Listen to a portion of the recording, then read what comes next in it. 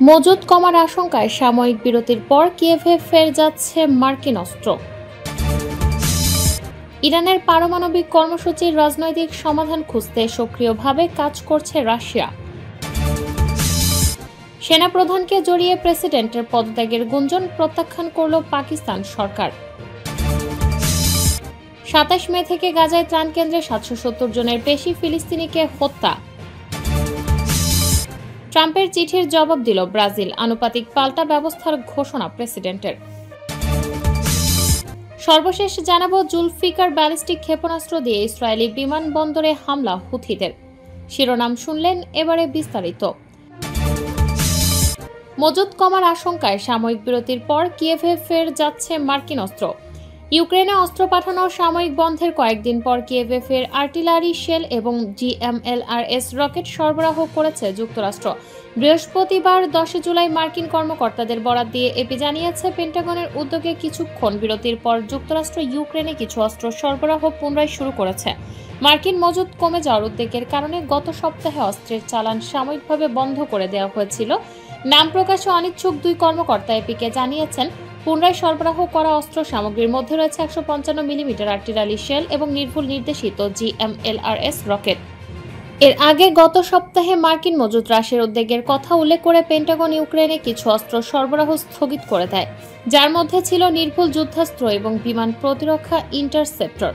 তবে নাম প্রকাশে অনিচ্ছুক হোয়াইট হাউসের একজন কর্মকর্তা এপিকে বলেছেন, অস্ত্রের চালানে কোনো বিরতি দেওয়া হয়নি। এটি কেবল মার্কিন প্রতিরক্ষা কৌশলের সঙ্গে সামরিক সহায়তা সামঞ্জস্যপূর্ণ কিনা তা নিশ্চিত করার জন্য একটি পর্যালোচনা। কর্মকর্তা আরও বলেন, পেন্টাগন কখনো আনুষ্ঠানিকভাবে স্থগিতাদেশের ঘোষণা দেয়নি। এর আগে বুধবার মার্কিন প্রেসিডেন্ট ট্রাম্প বলেছিলেন, ওয়াশিংটন ইউক্রেনকে প্রতিরক্ষামূলক অস্ত্র সরবরাহ অব্যাহত রাখবে। তবে কে বিরতির নির্দেশ দিয়েছিল তা স্পষ্ট করে বলেননি তিনি।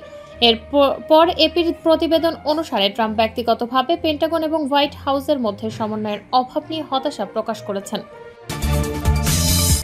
ইরানের পারমাণবিক কর্মসূচির রাজনৈতিক সমাধান খুঁজতে সক্রিয়ভাবে কাজ করছে রাশিয়া।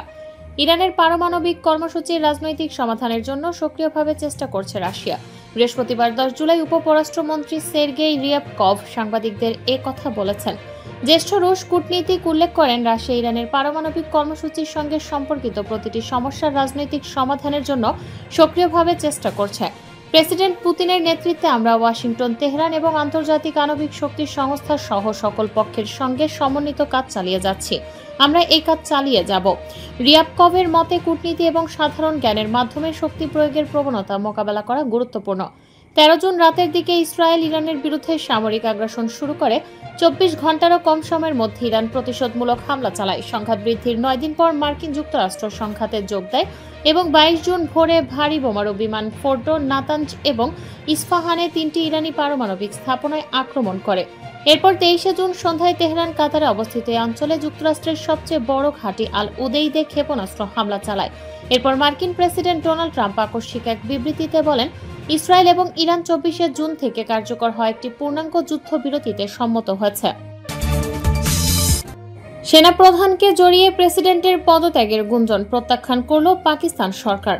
পাকিস্তানের প্রেসিডেন্ট আসিফ আলী জারদারির পদত্যাগ এবং সেনাপ্রধান ফিল্ড মার্শাল আসিম মুনির প্রেসিডেন্ট পদ গ্রহণের জন্য আগ্রহী বলে গুঞ্জন ছড়িয়েছে। ব্যাপকভাবে গুঞ্জনটি ছড়ানোর পর বৃহস্পতিবার ১০ জুলাই দেশটির সরকার এ নিয়ে মুখ খুলেছে। পাকিস্তানের স্বরাষ্ট্রমন্ত্রী মহসিন নাকভি এক বিবৃতিতে বলেছেন, প্রেসিডেন্ট আসিফ আলী জারদারি, প্রধানমন্ত্রী শাহবাজ শরীফ এবং সেনাপ্রধানকে লক্ষ্য করে এই বিদ্বেষপূর্ণ প্রচারণার পেছনে কারা রয়েছে এ বিষয়ে আমরা পুরোপুরি অবগত। তিনি বলেন, আমি স্পষ্টভাবে বলেছি, প্রেসিডেন্টকে পদত্যাগ করতে বলা বা সেনাপ্রধানকে প্রেসিডেন্ট পদ গ্রহণের জন্য আগ্রহী করার বিষয়ে কোনো আলোচনা হয়নি এবং এমন কোনো ধারণাও নেই।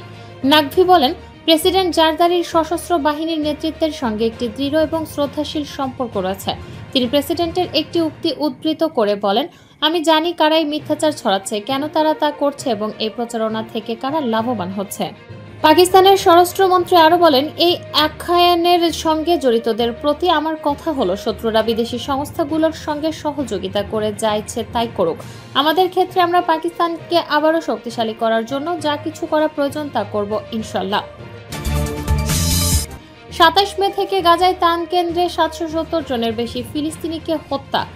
গত মে মাসের শেষের দিক থেকে মানবিক ত্রাণ বিতরণ কেন্দ্রগুলোতে হামলার ফলে গাজা উপত্যকায় 770 জনেরও বেশি ফিলিস্তিনি নিহত হয়েছেন। বৃহস্পতিবার 10 জুলাই স্থানীয় স্বাস্থ্য মন্ত্রণালয়ের বরাত দিয়ে আল জাজিরা এ খবর জানিয়েছে। প্রতিবেদন অনুসারে মানবিক সাহায্য বিতরণের জন্য যুক্তরাষ্ট্রের সহযোগিতায় ইসরায়েলের প্রতিষ্ঠিত গাজা হিউম্যানিটেরিয়ান ফাউন্ডেশনের কেন্দ্রগুলোতে 27 মে থেকে নিহতের সংখ্যা 770 ছাড়িয়ে গেছে। আল জাজিরা এর আগে জানিয়েছে, সাম্প্রতিক সপ্তাহগুলোতে আন্তর্জাতিক সংস্থাগুলো উদ্বেগ প্রকাশ করেছে যে অস্থিতিশীলভাবে ত্রাণ সরবরাহের মধ্যে 21 লাখ গাজাবাসী খাদ্যের সন্ধানে মরিয়া হয়ে আছে। দিনকে দিন অবরুদ্ধ অঞ্চলে ক্ষুধার্ত মানুষের মাঝে হতাশা বাড়ছে। 18 মে ইসরায়েলি দখলদার বাহিনী গাজা উপত্যকার উত্তর ও দক্ষিণ অঞ্চলে তাদের বৃহৎ স্থল আক্রমণে গিডিওনসন চ্যারিয়টস এর অংশ হিসেবে গণহত্যা শুরু করে। এর ঘোষিত লক্ষ্য হল হামাসের সম্পূর্ণ পরাজয় এবং সেখানে আটক সমস্ত ইসরায়েলি জিম্মিদের মুক্তি। ইসরায়েলি প্রধানমন্ত্রী বেনিয়ামিন নেতানিয়াহু বলেছেন, এই অভিযানের পর তাদের বাহিনী সমগ্র গাজা উপত্যকার নিয়ন্ত্রণ নেয়ার পরিকল্পনা করছে।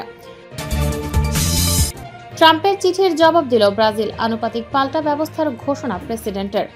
মার্কিন প্রেসিডেন্ট ডোনাল্ড ট্রাম্প বুধবার 10 জুলাই ব্রাজিলের উপর 50% শুল্ক আরোপের চিঠি পাঠিয়েছেন। চিঠির জবাবে ব্রাজিলের president Luiz Inacio Lula da Silva জানিয়েছেন, তার সরকার আনুপাতিক পাল্টা ব্যবস্থা বাস্তবায়ন করবে। দা সিলভা জোর দিয়ে বলেন, একতরফাভাবে শুল্ক বৃদ্ধির যে কোনো পদক্ষেপের প্রতিক্রিয়া ব্রাজিলের অর্থনৈতিক পারস্পরিক আইনের আলোকে দেয়া হবে। ব্রাজিলের সঙ্গে মার্কিন বাণিজ্য ঘাটতির দাবি ভুল। তিনি সোশ্যাল মিডিয়ায় লিখেছেন, মার্কিন সরকারের পরিসংখ্যানই গত 15 বছরে ব্রাজিলের সঙ্গে পণ্য ও পরিষেবার বাণিজ্যে $410 বিলিয়ন উদ্বৃত্ত দেখায়। ট্রাম্প ইতিমধ্যে 22টি দেশে শুল্কপত্র পাঠিয়েছেন। 1 আগস্ট থেকে নির্দিষ্ট দেশগুলোতে শুল্ক আরোপ করা হয়েছে। এর মধ্যে ব্রাজিলে 50% শুল্ক হার দেওয়া হয়েছে। চিঠিতে ট্রাম্প বলসোনারোর প্রতি ব্রাজিলের আচরণ এবং মার্কিন প্ল্যাটফর্মগুলোকে লক্ষ্য করে সেন্সরশিপের বিষয়েও সমালোচনা করেন। এর জবাবে দা সিলভা বলেন, ব্রাজিল একটি সার্বভৌম দেশ যার স্বাধীন প্রতিষ্ঠান রয়েছে এবং তারা কোনো ধরনের অভিভাবকত্ব গ্রহণ করবে না। তিনি জোর দিয়ে বলেন, অভ্যুত্থানের পরিকল্পনার জন্য দায়ী ব্যক্তিদের বিরুদ্ধে বিচারিক কার্যক্রম একচেটিয়াভাবে ব্রাজিলের বিচার বিভাগীয় শাখার এখতিয়ারের আওতাধীন। তাই জাতীয় প্রতিষ্ঠানের স্বাধীনতাকে ক্ষুণ্ণ করতে পারে এমন কোনো হস্তক্ষেপ বা হুমকির অধীন নয়। এর আগে ট্রাম্প ট্রুথ সোশ্যালে একটি চিঠিতে বলসোনারোর বিচারককে আন্তর্জাতিক লজ্জা বলে নিন্দা করেছিলেন। তিনি বলেন, এই বিচার হওয়া উচিত নয়, এটি একটি জাদুকরী শিকার যা অবিলম্বে শেষ হওয়া উচিত। ট্রাম্প বলসোনারোর প্রতি আকুণ্ঠ সমর্থন জানান। মার্কিন প্ল্যাটফর্মগুলোকে লক্ষ্য করে সেন্সরশিপের অভিযোগ সম্পর্কে ডি সিলভা বলেন, ব্রাজিলিয়ান সমাজ ভিন্ন বিষয়বস্তু, বর্ণবাদ, শিশু পর্নোগ্রাফি, কেলেঙ্কারি, জালিয়াতি এবং মানবাধিকার ও গণতান্ত্রিক স্বাধীনতার বিরুদ্ধে বক্তৃতা প্রত্যাখ্যান করে। জুলফিকার ব্যালিস্টিক ক্ষেপণাস্ত্র দিয়ে ইসরায়েলি বিমানবন্দরে হামলা হুথিদের। ইয়েমেনি হুথি আন্দোলনের সামরিক মুখপাত্র ইয়াহিয়া সারি জানিয়েছেন, তাদের যোদ্ধারা ইসরায়েলের তেল আবিবের বেন গুরিয়ন আন্তর্জাতিক বিমানবন্দরে ক্ষেপণাস্ত্র হামলা চালিয়েছে। বৃহস্পতিবার টেলিভিশন চ্যানেল আল মাসিরাহকে তিনি বলেন, ইয়েমেনি ক্ষেপণাস্ত্র বাহিনী জুলফিকার ব্যালিস্টিক ক্ষেপণাস্ত্র ব্যবহার করে অধিকৃত ইয়াফো অঞ্চলের বেন গুরিয়ন বিমানবন্দরে আক্রমণ করার সময় একটি উন্নত সামরিক অভিযান পরিচালনা করেছে। অভিযানের লক্ষ্য অর্জিত হয়েছে। ইয়াহিয়া সারির মতে, হামলার ফলে বেন গুরিয়ন বিমানবন্দরের কার্যক্রম স্থগিত করা হয়েছে। বৃহস্পতিবারের আগে ইয়েমেন থেকে আরও 2টি ক্ষেপণাস্ত্র হামলা চালানো হয়েছে ইসরায়েলে। ইয়াহিয়া সারি দাবি করেছেন, 300টিরও বেশি ইসরায়েলি শহর এবং এলাকায় বিমান হামলার সাইরেন বেজে ওঠে, যার ফলে বাসিন্দারা আশ্রয় নিতে বাধ্য হন।